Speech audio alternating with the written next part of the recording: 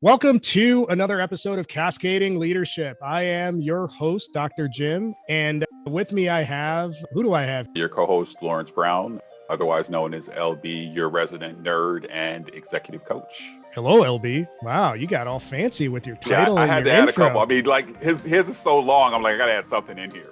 It's all about the brand. It's either I drop in all of that stuff that I said, or we haggle over like how long my last name is. So I think my option works better than the full last name. So enough of your shenanigans, buddy. So we have another first. Like every week, it seems like we're doing another time episode. We have our first teaching episode today. And when you might be thinking, what the hell is a teaching episode? Today's topic is on building effective teams with empathy and understanding. So that is a heavy topic, and we're not going to solve all the problems that exist within that title in one day, but I can't think of a more qualified guest to have on than our featured guest. I'm Becky Chung. I have been in talent management and talent acquisition for the last 15 years. Currently, I'm the Global Talent Acquisition Director for Cielo, which is the #1 RPO globally. So we provide recruitment process outsourcing partnerships to a number of clients around the world. And I'm excited to talk about this topic in particular because I'm certainly passionate about high performing. I am super excited to have you on, and a couple side notes for the audience to understand. Becky is among her many awards and recognitions. The most important thing that the audience needs to know is that she's one of my favorite people in Milwaukee. So there's that. And on a more serious note, she's done some pretty significant transformation efforts. We've known each other for a while across a number of organizations. So when we're talking about somebody who is well-versed in transforming organizations, transforming how teams work together, how teams communicate, Becky is, I don't know, the bee's knees. I sound like I'm 80 years old when I say that, but we'll go with that. So Becky, super excited to have you on. With that being said, let's get into the conversation. It's going to be wide ranging, thrills, spills, all that. Lawrence, this is when you throw in some big voice stuff in there. In a world where nothing? All right, never mind. It was humor because it was absolutely, that transition was hilarious. So I couldn't think of anything deep voice to say other than deep laughter. Becky, let's set the stage a little bit. And before we dive into the business conversation, tell us a little bit about your formative experiences, your career journey, and how you got to the point that you're at now. So I grew up in Wisconsin, Southeast Wisconsin, outside of the Milwaukee area in a smaller community. I am the daughter of two very hardworking, hard-driven individuals, which certainly has transitioned to me. My father is a former farmer and then has gone on to build a really successful career in a global company. So he's certainly been a role model for me that way. My mother is somebody who's continuously pursued her own education. And so that's really transformed into me just having this hunger and appetite for constant refinement. And I'm one of those weird people who doesn't truly pursue accolades, but I just seen things work out.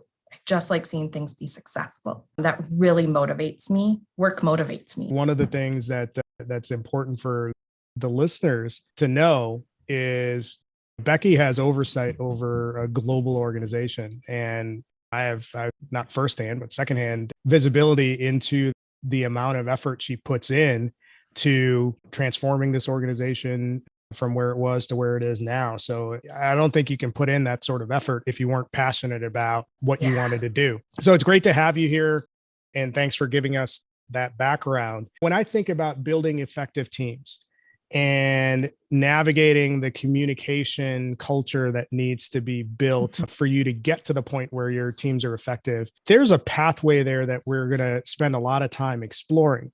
But before we start on that pathway, I think it's important to set the stage. In your experience, and you look at dysfunctional organizations. Sure. What are the hallmarks of dysfunctional organizations that you've commonly seen? One of the most important things, if you're going to have a team that is truly going to work towards a common goal, is you have to have trust. If you have any behaviors that undermine that trust, that take away from that trust, it's going to be incredibly hard to move forward. And that's one of the things that I really try to establish with my teams. And that's something that regardless of where someone lives in the world, what their experiences are, that's just a core need people have, is that security, that I'm in an environment where I can believe what's being said to me. I can trust the circumstances I work within. And so I think if you can't give people that security that they can trust what's happening around them, you will never get their full attention and their full energy towards your goal. Yeah, absolutely. I think that studies have shown that one of the most valued, I think the most valued trait about a leader is trust and loyalty. So I think you're spot on there. The most important part of trust is vulnerability, right? Is my openness. And I believe in being honest about who I am and what I bring to the table, which means I am not perfect. I am me. I'm going to bring my flaws to work. I'm going to bring my emotions to work. I'm going to bring what I am good at to work. And so as a team, we need to be aligned in that and supportive of each other. And that means if I see you doing something where I think you're making a mistake, I'm going to say something and I'm going to ask for the return. And that's one of the principles that I've really developed in all of my teams to have them be high performing, is that open dialogue. Because if you can do that, you gain so much more. You work with teams that are at various levels of maturity in terms of their professional career. So I understand what you're describing as far as what's necessary, but getting to the point where you can actually execute those conversations, it's Scary. difficult. Yeah. It's scary. It's difficult. You have no idea or frame to figure out how is this person going to react to it. What are some of the things that a leader can do to lay the groundwork to have that sort of conversation? I think the first thing is new leaders often think they need to have all of the answers. And that's actually not true. As a new leader, your job is to know the questions to ask, to understand where to look for solutions, but it's not to have the answers. When you look at the types of problems that occur, you have simple problems that are yes or no. You have complicated problems, which might require some additional input. And then you have very complex problems where there is no answer and you're going to have to test and try things. And so I think as a leader, learning that those are the types of situations you're in and being able to step back and say, is this a simple problem that I should know the answer? Because I've seen it before. There's other demonstrated successes to rely on. Is this complicated where there's a couple options and we have to figure out the best one? Or is this truly a complex situation that we just have to figure it out as we go? And a lot of what we're experiencing in the world today is that complex situation of nobody really knows the answers. We've entered a new way of working and we're all navigating this together. And so I think for new leaders in particular, but even senior leaders, just accepting that you don't have all the answers, nor should you. To some degree, that's empowering, right? There's a lot of pressure to feel like you have to get it right. Yes. If you think that you have to have the answer. And you're hitting on so many things, but I read a lot, and so my nerd's going to come out here. But two things that you said came out that, from a reading standpoint, the transparency and the vulnerability piece is very Brene Brown-esque. Yes. So I fantastic. appreciate that. And then the second one was when you were talking about this open dialogue and being straight up with someone. The other one that it invokes Kim Scott in Radical Candor. Yes. So both women who I think are admirable and definitely people should read what they write.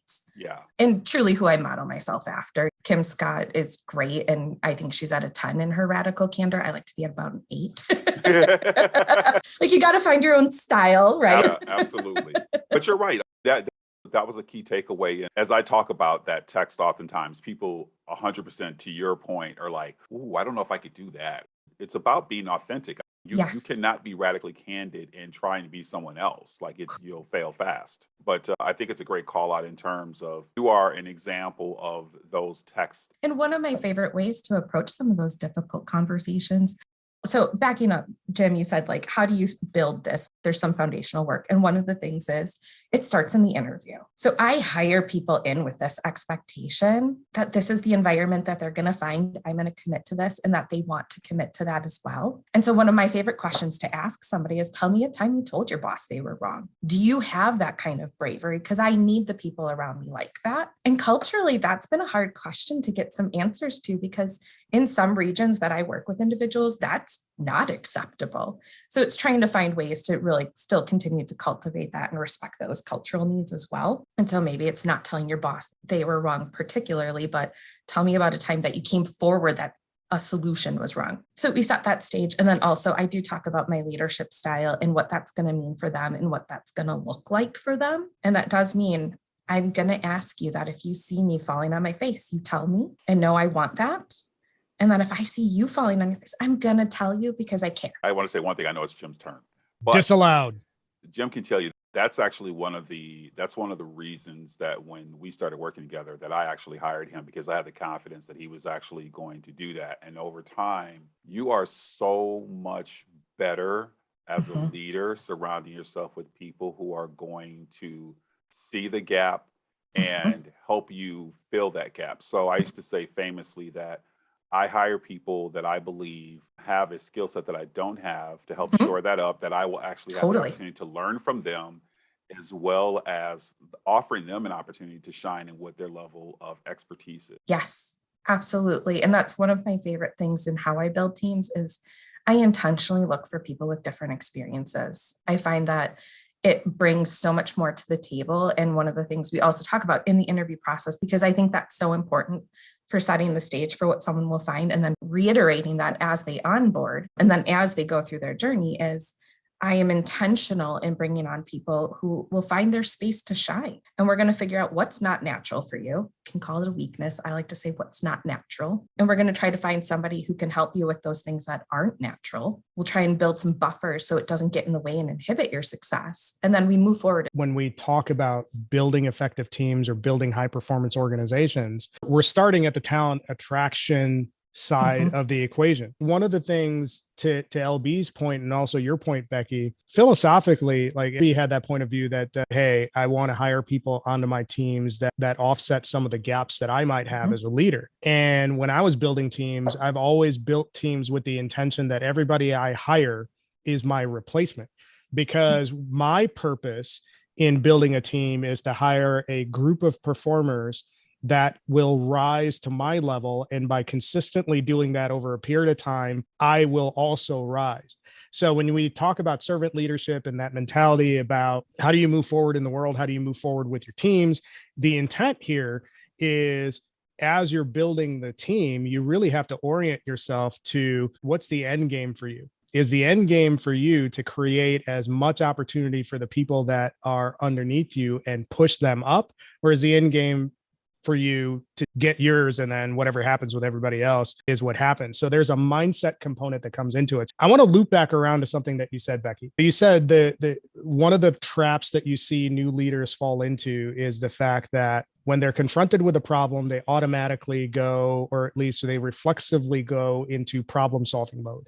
And I'll raise my hand right now that, being a typical guy, as soon as a problem is put in front of me, I go into problem solving mode. So how do you build the discipline to back off of that instinct to solve the problem and really ask the right question to figure out what is the right problem to solve? So I would say it a little differently, because you want to enter into problem solving mode. What most leaders tend to do is try to move into solution identification mode. And so if you step back and you just ask the right questions of saying, okay, let's confirm, what is the problem we're trying to solve?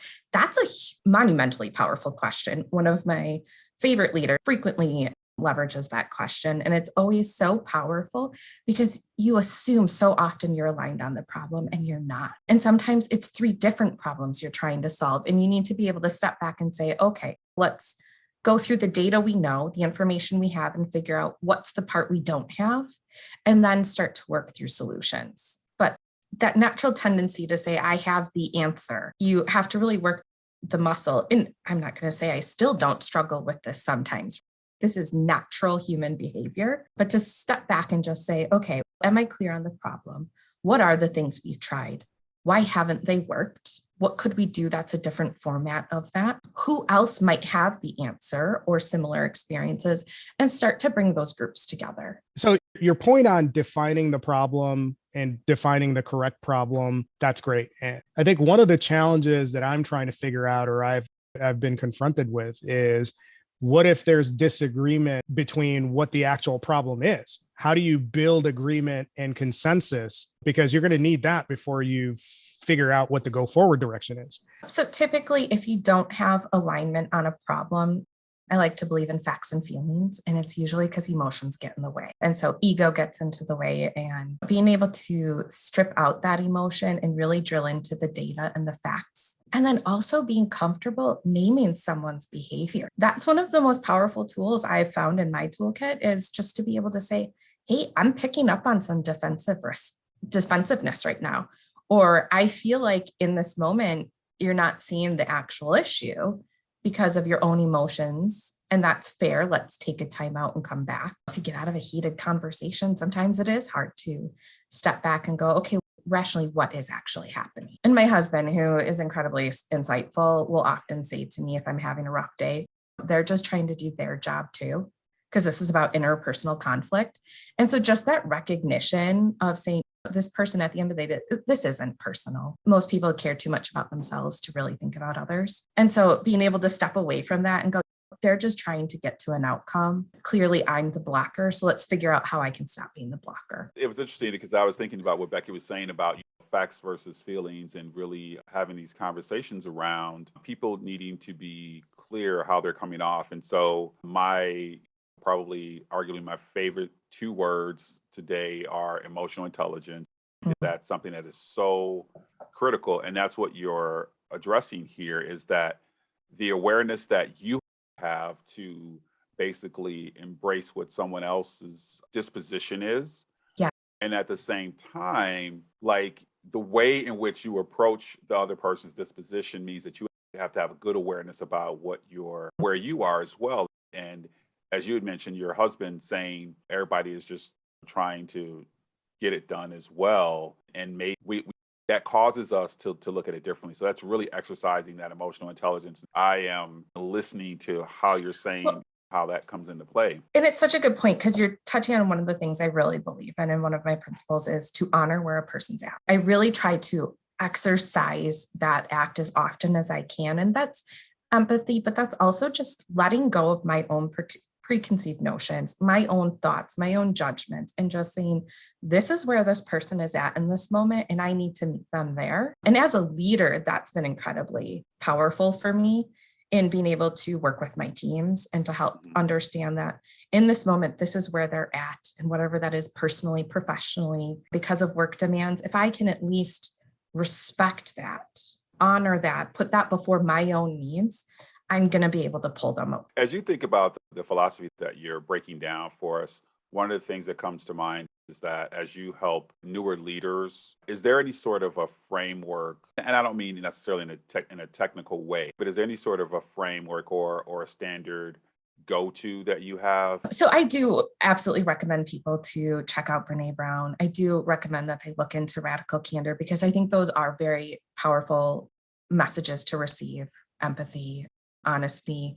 The other piece I really like to help leaders understand is that if you want to change behavior, there's actually a method that you have to go deeper than surface level. So a lot of times first-time leaders will manage to an outcome. And so I'll just pick on productivity, for example. So you aren't making X number of widgets. And so I'm going to go tell you, you need to make more widgets. And that's it. That's the end of the conversation. That's not actual dialogue and understanding what's going on. So then you go, okay, your behavior. So you go from outcome behavior.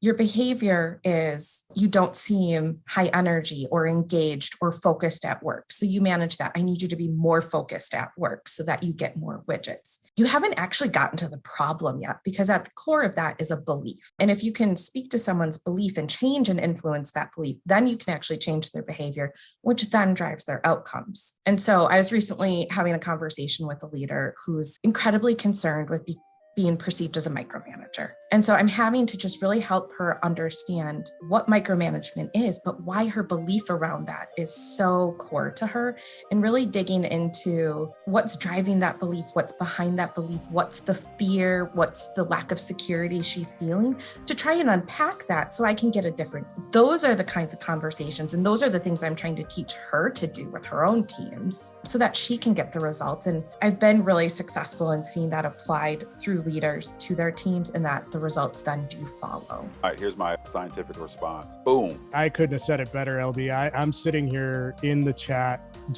I don't squee often, and that's a technical word, squee, but I'm literally sitting here going, oh my God, that is so much gold. Yeah.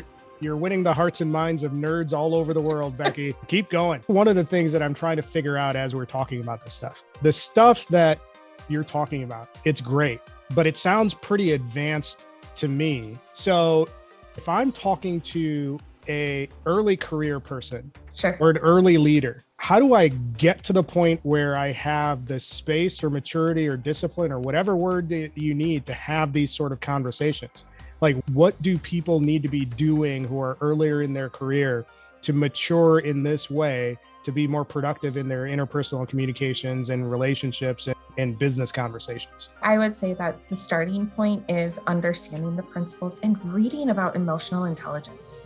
The most impactful leaders do have really strong emotional intelligence, because at the end of the day, that is how people operate. That is the framework that drives all of us, is our emotions. We aren't machines, we are humans. And with that comes that really studying, understanding, taking assessments to know more about yourself. What is your DISC profile? There's Myers-Briggs, there's 1,000 different assessments. Learn that about yourself and learn it about others so you can operate differently. Tune in next time for the conclusion of our conversation with Becky Chung.